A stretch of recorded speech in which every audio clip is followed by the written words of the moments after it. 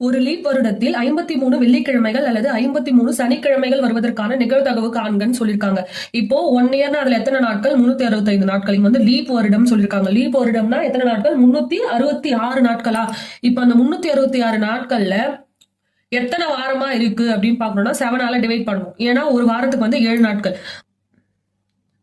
7ஆல divide பண்ணா 7 5 35 6 7 2 14 மீதி 2 இருக்கும். அப்போ 52 முழு வாரம்.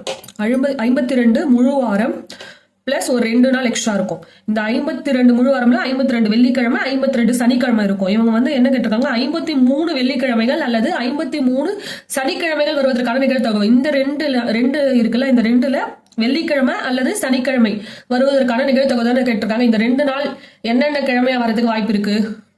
ஃபர்ஸ்ட் வந்து திங்கள் செவ்வாய் வர வாய்ப்பு இருக்கு. நெக்ஸ்ட் செவ்வாய் புதன் வியாழன் வெள்ளி சனி ஞாயிறு திங்கள். அதுக்கப்புறம் திரும்ப ரிப்பீட் ஆகுமா? அப்போ 7 வாய்ப்பு இருக்கு.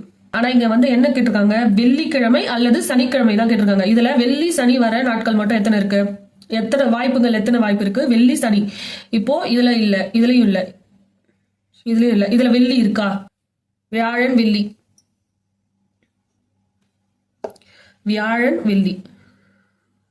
அடுத்து வெள்ளி சனி ஞாயிறு.